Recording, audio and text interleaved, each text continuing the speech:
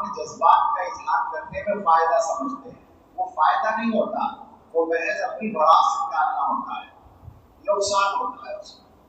تو میں ایک بات تو یہ کہنا چاہتا ہوں، پورے حالات کے تناظر میں، چاہے وہ ڈانڈوں کی مصلحتیں ہوں یا ملک کے حالات، ان سب کی روشنی میں آپ سے کہنا ہے، پہلی بات تو یہ کہنی ہے کہ کسی بھی شور کا حصہ نہ بنو کبھی بھی، اور شور زبانی بھی ہوتا ہے اور آج کل سوشل میڈیا پر بھی ہوتا ہے، اس میں کبھی زبانی ہوتا ہے کبھی تحریری ہوتا ہے۔ کسی بھی شور کا حصہ نہ بنو، کسی بھی پروپیگنڈے کا حصہ نہ بنو، اور حتی الامکان کسی مباحثے کا حصہ نہ بنو۔ اگر مباحثہ کرنا ہی ہے، چاہے وہ زبانی ہو یا سوشل میڈیا پر ہو، تو افراد اور شخصیات کے بارے میں نہ ہو، اس لیے کہ وہ عام طور پر قیمت ہوگی، بہت ممکن ہے بہتان ہو، مسائل پر ہو، ٹھیک ہے، مسائل پر بھی شرط کے ساتھ کہ آپ نے اس موضوع پر پہلے سے اچھا مطالعہ کر رکھا ہو۔ مجھے بتاؤ ایمانداری سے، مسائل پر اگر گفتگو ہوتی ہے کیا مطالعے کی روشنی میں ہوتی ہے؟ عام طور سے اکثر لوگ عقلی گھوڑے دوڑاتے ہیں کہ نہیں یہ بات تو سمجھ میں نہیں آ رہی، تم کیا کہہ رہے ہو، اس طرح کی باتیں کرتے ہیں۔ عام طور پر مطالعہ نہیں ہوتا، اس کا نتیجہ ایک دوسرے سے دوری اور غصہ اور ضد ہوتی ہے۔ مطالعے کی بنیاد پر مباحثہ ہوگا تو کسی نتیجے پر آپ پہنچیں گے، تو اس لیے ان چکروں میں نہ پڑیں، حتی الامکان اپنے آپ کو مباحثے سے بھی بچائیں، جھگڑوں سے بھی بچائیں، کسی بھی شور کا حصہ بننے سے اپنے آپ کو بچائیں۔ آپ کا معاملہ کیا ہے کہ ابھی آپ لوگ تیاری کے مرحلے میں، یعنی شخصیت کی تیاری کے مرحلے میں، تو اس شخصیت کو بنانے کے لیے جتنا زیادہ یکسوئی ہوگی اتنا زیادہ آپ کا فائدہ ہوگا، اس کے علاوہ کوئی راستہ ہی نہیں۔ آپ تو اپنے لیے، یعنی میں سمجھتا ہوں کہ مدرسوں والوں کو ضرورت نہیں ہونی چاہیے پابندی لگانے کی موبائل یا فلاں چیز پر، طلبا اپنی ضرورت سمجھ کر، اپنا فائدہ سمجھ کر خود پابندی لگائیں، یہ اور اچھی بات ہوگی، یہ ان کی ضرورت ہے۔ دوسری بات یہ کہنا چاہتا ہوں کہ زندگی کے معاملات میں بھی زیادہ سنجیدگی اختیار کرو اور ہر آدمی کا حق محسوس کرو، صرف اپنا حق نہ محسوس کرو۔ اگر ایسا ہے کہ صرف اپنا حق جانتے ہو تو تم خود بھی کبھی مطمئن نہیں رہ سکتے اور دوسرے لوگ تم سے مطمئن نہیں، یہ ہمیشہ یاد رکھو۔ دوسرے کا حق ادا کرنے کی کوشش کرو، اللہ تعالیٰ تمہارا حق ادا کرائیں گے۔ وہ نہیں کرے گا تو اللہ تعالیٰ تمہارا کام کہیں سے بنا دے گا، لیکن پریشانی نہیں ہوگی۔ تیسری بات یہ ہے کہ کسی بھی مسلمان کی عزت کو ویسا سمجھو جیسے اللہ تعالیٰ کہنا چاہتے ہیں، سمجھوانا چاہتے ہیں، جو اللہ کا حکم ہے۔ اچھا، اس کا آسان معیار یہ ہے کہ جیسا اپنی عزت کو سمجھتے ہو ویسا دوسروں کی عزت کو بھی سمجھو۔ کیا خیال ہے؟ اپنے لیے عزت کا جو معیار ہے، اپنی عزت کی حفاظت کی جتنی فکر ہے، کم سے کم اتنی دوسرے کی بھی کر لو۔ اور یہ بات میں قرآن و حدیث کی روشنی میں اور طویل تجربے کی روشنی میں آپ کو قسم کھا کر بتاتا ہوں کہ جب دوسروں کی عزت کی حفاظت کی فکر کرو گے تو اللہ تعالیٰ تمہیں شر سے بچائے۔ ہو سکتا ہے کہ تم پر کچھ لوگ تبصرے بھی کریں، تمہاری مخالفت بھی کریں، لیکن انجام کا نقصان نہیں ہوگا، اللہ تعالیٰ بچا لے۔ اور اگر تم دوسروں کی عزت کے پیچھے پڑنے والے ہو تو تم ہمیشہ خطرے میں، ہمیشہ اس بات پر۔ ایک چیز اور ہے کہ ساتھیوں کے ساتھ رہتے ہو یا گھر والوں کے ساتھ رہتے ہو یا کسی بھی معاشرے میں رہتے ہو تو مزاج میں توسع پیدا کرو، برتاؤ میں توسع پیدا کرو، اخلاق میں نرمی پیدا کرو، معاف کرنے کی عادت ڈالو۔ معاف کرنے کا لفظ آ گیا تو میں آپ کو مطلع کرتا ہوں، مجھے الحمدللہ طلبا سے تکلیف پہنچتی بھی نہیں، عام طور پر مجھے کوئی ایسا تجربہ نہیں ہے کہ تکلیف پہنچی، اور دعا تو میں نے کبھی نہیں دی کسی کو بھی۔ ایک آدمی کے لیے زبان سے کچھ نکلا تھا، بعد میں اسے بھی معاف کر دیا تھا اور وہ بھی ٹھیک ہو گیا تھا۔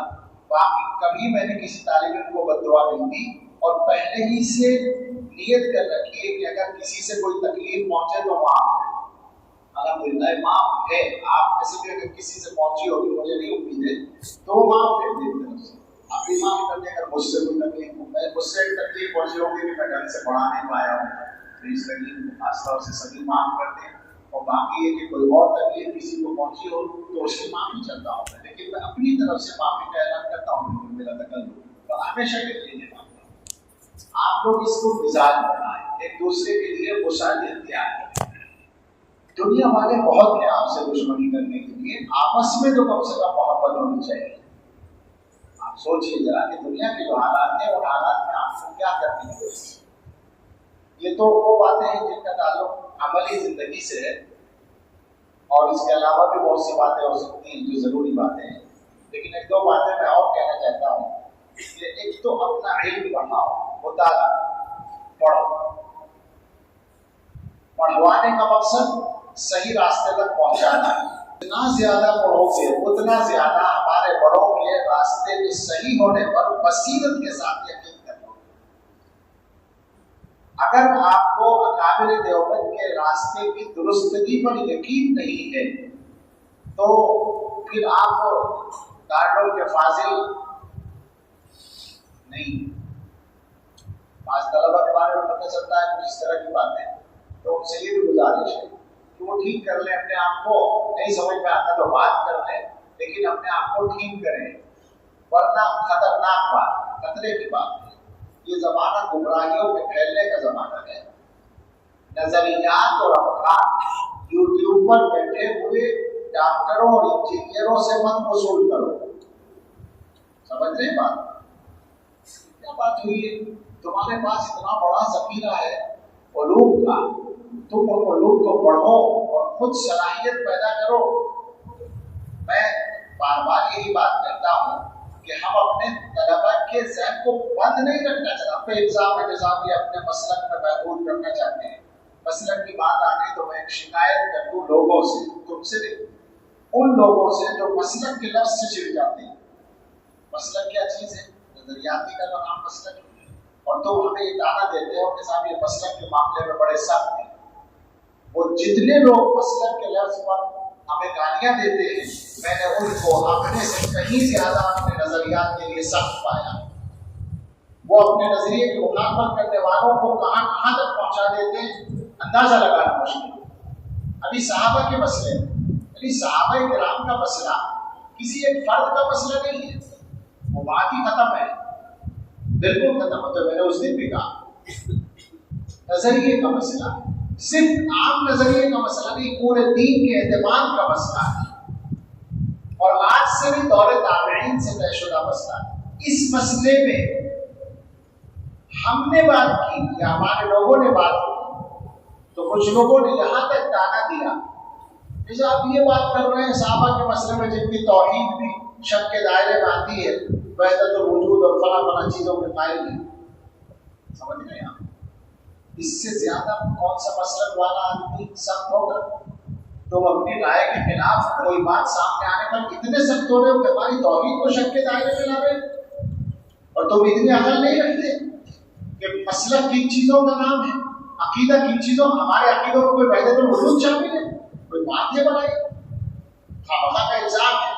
علماء دیوبند کے جو اصل نظریات ہیں ان کو دیکھو نا, اور پھر وحدت الوجود وغیرہ کے بارے میں اگر کچھ توسع دے دیا بعض اکابر نے کہ بھائی جو قائل ہے اسے کافر نہیں کہتے, اس کی تعبیر کر لیتے ہیں, یہ الگ بات ہے. اور بیٹھ کر صحابہ کے بارے میں وہ بھر بھر کر باتیں کرنا گستاخانہ, یہ اس کے برابر ہو جائے, حیرت کی بات ہے. مگر لوگوں کی طرح ہے کہ ہمارے گروپوں پر کیا, یہ باقاعدہ ہمارے اوپر تبصرہ آیا کہ ان کے عقائد ایسے ہیں اور ایسے ہیں, اور یہ بات کر رہے ہیں صحابہ کے بارے میں, کیا کسی صحابہ کی مخالفت کرنے والے کو برا کہتے ہیں. میں نے یہ دیکھا ہے میرے عزیزوں, اچھی طرح سمجھ لو اس بات کو کہ لوگ ہمیں کہتے ہیں جو کہ ہمارا ایک لیبل بنا ہوا ہے, ہمارے نظریات کا ایک دائرہ سب معلوم ہے, اس لیے ہمیں کہتے ہیں, لیکن وہ بدترین قسم کے تعصب میں مبتلا ہے. بس یہ کہ ان کے پاس کوئی گروہ یا جماعت نہیں ہے تو وہ اپنے آپ کو بچا لینا میں کامیاب ہوتے ہیں. ہم کوئی زبردستی نہیں کرتے, ہم کہتے ہیں کہ صحیح مطالعہ کرو، جتنا زیادہ مطالعہ کرو گے اتنا زیادہ ان حضرات کی فکر کی صحت پر اعتماد بڑھتا جاتا ہے۔ اب تو یہ کہتے ہیں بڑا آسان ہوتا ہے، ادھوری بات پڑھ لیتے ہو، دوسروں کی باتیں پڑھ لیتے ہو، مودودی صاحب کی کتابیں پڑھ لی شروع میں تو غلط ہو جائے گا، آدمی کا نظریہ کیسے صحیح ہو جائے گا؟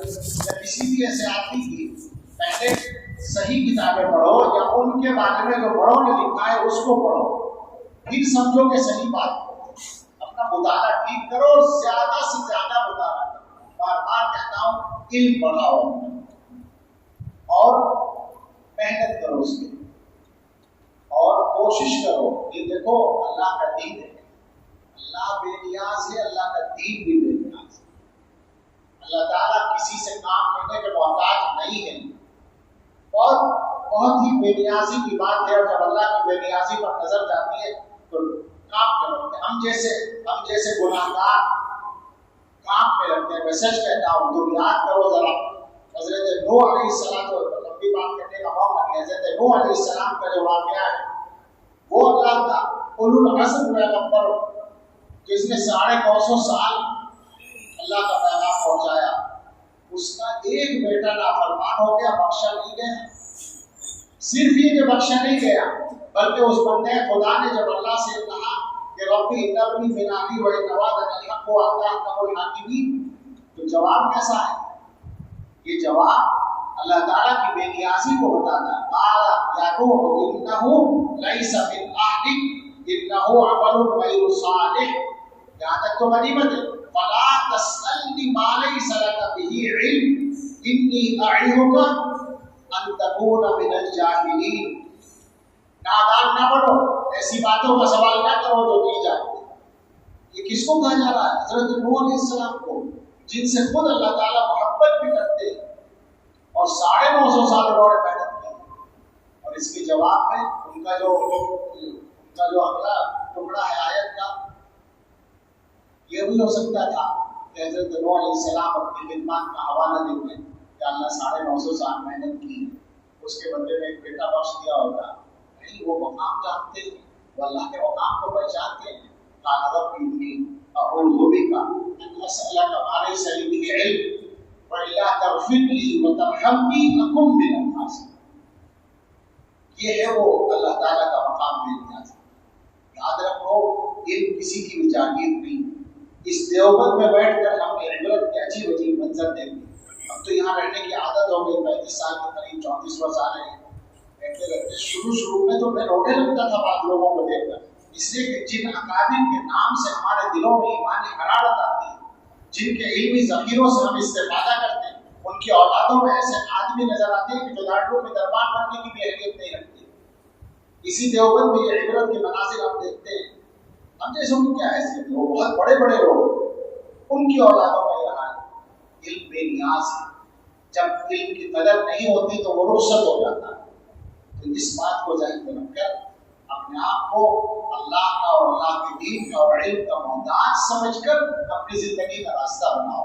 اور یہ بھی آج حدیث آئی تھی کہ کچھ لوگ ایسے ہوتے ہیں جن کو اللہ تعالیٰ مفادی ہے خیر بناتا ہے، اور کچھ لوگ ایسے ہوتے ہیں جن کو اللہ مفادی ہے شر بناتا ہے۔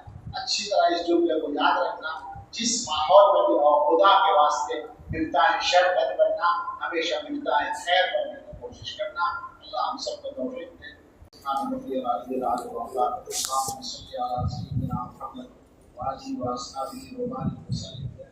ربنا آتنا فی الدنیا حسنۃ وفی الآخرۃ حسنۃ وقنا عذاب النار۔ ربنا لا تزغ قلوبنا بعد إذ هديتنا وهب لنا من لدنك رحمة إنك أنت الوهاب۔ ربنا هب لنا من أزواجنا وذرياتنا قرة أعين واجعلنا للمتقين إماما۔ اللهم إنك عفو تحب العفو فاعف عنا۔ اللهم أعنا على ذكرك وشكرك وحسن عبادتك۔ اللهم أعنا على ديننا في الدنيا وعلى آخرتنا في التقوى۔ اللهم أحسن عاقبتنا في الأمور كلها وأجرنا من خزي الدنيا وعذاب الآخرة۔ اللهم إنا نسألك الهدى والتقى والعفاف والغنى۔ اللهم أعنا على ذكرك وشكرك وحسن عبادتك۔ اللهم طهر قلوبنا من النفاق وأعمالنا من الرياء وألسنتنا من الكذب وأعيننا من الخيانة فإنك تعلم خائنة الأعين وما تخفي الصدور. اللهم إنا نسألك الهدى والتقى والعفاف والغنى. اللهم وفقنا لما تحب وترضى من القول والعمل والفعل والنية والهدي إنك على كل شيء قدير. اللهم إنا نعوذ بك من الهم والحزن ونعوذ بك من العجز والكسل ونعوذ بك من البخل والجبن ونعوذ بك من غلبة الدين وقهر الرجال. اللهم إنا نعوذ بك من زوال نعمتك وتحول عافيتك وفجاءة نقمتك وجميع سخطك ولك العتبى حتى ترضى ولا حول ولا قوة إلا بك. اللهم واقية الوليد. اللهم إنا نعوذ بك من شر الأعميين السيد والوعيد السهول. اللهم إنا نسألك الفوز في القضاء ونزل الشهداء وعيش السعداء ومرافقة الأنبياء والنصر على الأعداء إنك السميع الدعاء. اللهم إنا نعوذ بك من جهد البلاء ودرك الشقاء وسوء القضاء وشماتة الأعداء. اللهم إنا نجعلك في نحورهم ونعوذ بك من شرورهم. اللهم ضع في أرضنا هذه أرض الهند بركتها وزينتها وسكنها ولا تحرمنا بركة ما أعطيتنا. اللهم اغفر لنا جدنا وخزلنا. اللهم مسلم القلوب ثبت قلوبنا على طاعتك. اللهم إنا نسألك العافية في الدنيا والآخرة. اللهم إنا نسألك العفو والعافية في ديننا ودنيانا وأهلنا وأموالنا. اللهم استر عوراتنا وآمن روعاتنا. اللهم احفظنا من بين أيدينا ومن خلفنا وعن أيماننا وعن شمائلنا ومن فوقنا ونعوذ بعظمتك أن نغتال من تحتنا. اللهم إنا نسألك دوام العافية ونسألك تمام العافية ونسألك الشكر على العافية ونسألك الغنى عن الناس ولا حول ولا قوة إلا بالله. اللهم اكفنا بحلالك عن حرامك وأغننا بفضلك عن تقصيرات. اللهم اكفنا كل مهم من حيث شئت. اللهم اذهب عنا كل هم من حيث شئت. اللہ یہ سب دعائیں ہم سب کے لیے، ہمارے گھر والوں کے لیے، تمام مخلصین کے لیے، محبین و متعلقین کے لیے قبول فرما لیجیے. اللہ ہم سب کو علم نافع عطا فرمائیے.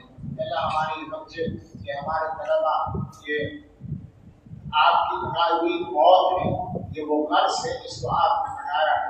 اللہ ان میں سے ایک ایک فرد کو قبول فرما لیجیے. اللہ ان میں سے ایک ایک فرد کو آفتاب و ماہتاب بنا دیجیے. اللہ ان میں سے ہر ایک کو صحیح توفیق عطا فرما دیجیے. اللہ ان میں سے ہر ایک کو صراط مستقیم پر استقامت عطا فرمائیے. اللہ ان میں سے کسی کو بھی رزق کی تنگی میں مبتلا نہ فرمائیے. اللہ ہر ایک کو عزت و وقت کی زندگی عطا فرمائیے.